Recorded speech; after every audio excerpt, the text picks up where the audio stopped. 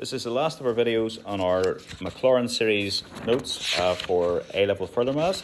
We're going to look just at this video at how we can use our polynomial series, so for sine x and cos x, and just how we can use this to find small angle approximation. So when the angle, which is represented by xn, when it is small, what we can approximate sine to be, and what we can approximate cos to be, and what we can do with this.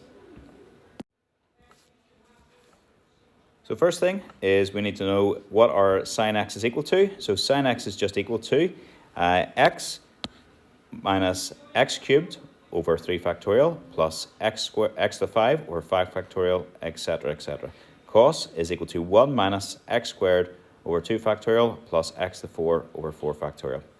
So if you take terms in x cubed and higher powers of x to be negligible, so that means you basically forget about them, then sine x is approximately equal to x, and cos x is approximately equal to x squared over 2. So what we've done effectively is anything that is over x squared just gets wiped out. So that's what you're left with really. So your sine x is just equal to x, and your cos x is equal to 1 minus x squared over 2 factorial, which is just 1 minus x squared over 2. Also, the expansion for tan is equal to x plus x cubed over 3 plus 2x to the 5 over 15 and so on. So for small x, tan x is approximately equal to x as well. So for small angles, tan and sine are very, very similar. They're very close to being the same thing. Okay, our first example here says, find a quadratic polynomial approximation for sine of 2x over 1 plus x, given that x is small. So first of all, if x is small, sine of 2x is approximately equal to just 2x. And then we have got this 1 over 1 plus x. So we're going to write that as 1 plus x to the power of minus 1. And then we're going to use our binomial expansion to do that. So that will be equal to 1 plus minus 1 times your x plus minus 1 times minus 2 times your x squared, and that's divided by 2 factorial. And then plus, that's going to be minus 1 times minus 2 times minus 3, and that's times your x cubed, and that's divided by 3 factorial. If you do that out, what you will get is 1 minus x plus x squared minus x cubed, and so on. So that means, we can just say, that means your sine of 2x divided by 1 plus x is approximately equal to, so the sine of 2x, remember we said it was approximately equal to 2x, and your 1 plus x to the power of minus 1 was 1 minus x plus x squared minus x cubed, and so on. So what we have here, which is important, is we don't have to multiply this all out. So we only really, remember it's a small angle, we only need to go up to and including your x squared term generally. So multiplied out, you're going to have 2x, then minus 2x squared. Anything else I multiplied out would be on my cubic term and above, so I don't need to worry about that. So we'll just put that wee line at the end, we'll just say powers of x cubed and higher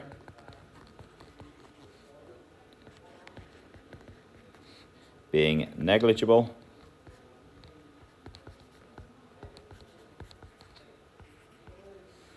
as x is small. Okay, but we do need to put that wee line in just to show that we know what we're talking about. This next example says, given that x is small, show that 3 sine x over 2 plus cos x is approximately equal to x. Now we've just said that we normally just let, if sine x is small, x is approximately equal to x, but that's not always going to work, unfortunately, for these. So for once, I guess I would use another term in my expansion of sine x. So it's just a bit awkward. It's not great. I don't particularly like these questions, I have to say. But for our sine x, we're just going to say it's going to be equal to 3 sine x, sorry, is going to be 3 upon x minus x cubed over 3 factorial. And then that goes on.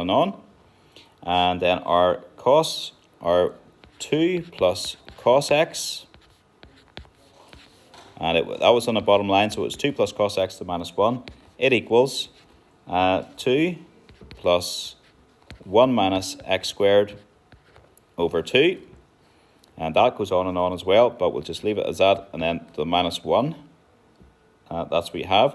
That's a mess, so let's tidy it up. That's going to become 3 minus x squared over 2 to the power of minus 1. And again, we can't really expand that using our binomial just yet. So what you need to do is pull a 3 outside. Remember, for your binomial expansion, you always want to get it in the form 1 plus something to the power of n. So it's not in that form, so we're going to pull out a 3, and it's really 3 to the minus 1 is coming out. But leaves me 1 minus x squared over 6 inside, and that's the power of minus 1. And then when you sort that out, 3 to the minus 1 is 1/3. And then when you do this bracket expansion, just so we know, this expansion over here would have been 1 plus n times the squiggle plus n times n minus 1 times your squiggle squared all over 2 factorial and so on. So over here that's going to be 1 plus minus 1, that's my n, times minus x squared over 6. And then plus, it would go on, but if you think about the terms, they're going to become, the next term would be a quadratic, so an x to the power 4 term, the next one will be a x to the power 6 term, and so on. So they're going to get very small, they're going to disappear, they're going to be negligible when x is small. So that's all we're going to have for that one. Okay, so we've now got our what 3 sine x equals, we've got what 2 plus cos x to the minus 1 equals. So I'll see if I can keep that on the screen there so we can see that for the next page. So just say, therefore, we have got our 3 sine x over 2 plus cos x is approximately equal to 3 upon, and we had x minus x cubed over 3 factorial. And then it was times, oops, sorry, I've missed a third out there. It's also times 1/3. And then we had 1, and that would be plus x squared over 6. Just to show you where I've got that from, sorry. Here, I should have tidied it up earlier. It was minus 1 times the minus x squared over 6, which becomes plus x squared over 6. Goes on, but we'll just leave it as that. And then we're just going to multiply that out and see what we get. So if you multiply that out, that's going to be the 3 and the 1/3 cancel each other out. And then you've got x times 1 is just x. X times the x squared over 6 is going to be x cubed over 6. Then you've got minus x cubed over 6. And then you'd have minus x to the 5 over 36. And you can see then the middle two terms cancel each other out, just leaving you x minus x to the 5 over 36. And just say, which is approximately equal to x as x to the 5 over 36 can be neglected as x is small.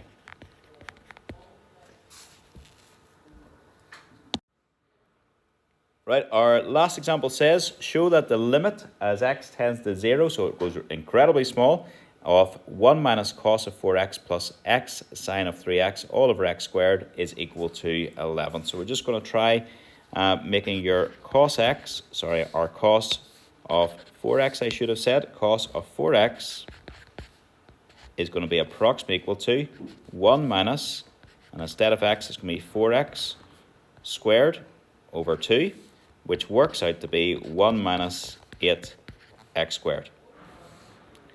Likewise, your sine of 3x is just going to be approximately equal to 3x.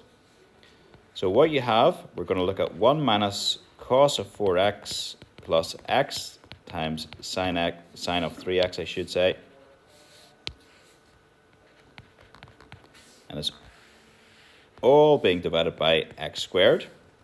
And that's going to be equal to 1 minus, so my cos of 4x I have said is 1 minus 8x squared, and then plus x times my 3x,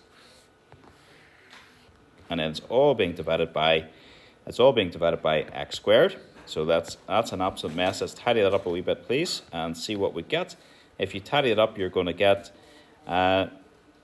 just 8x squared plus 3x squared, all divided by x squared, which is 11x squared over x squared. So the x squares just cancel out, leaving you 11. And we'll just say at the very end, we'll just say, note, other terms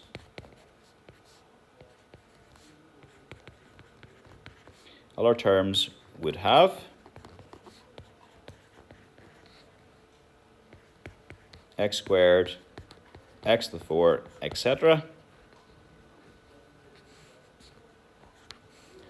in them. So you can just say your limit as x tends to 0 of 1 minus cos of 4x plus x sine of 3x all over x squared is equal to 11. And that's it.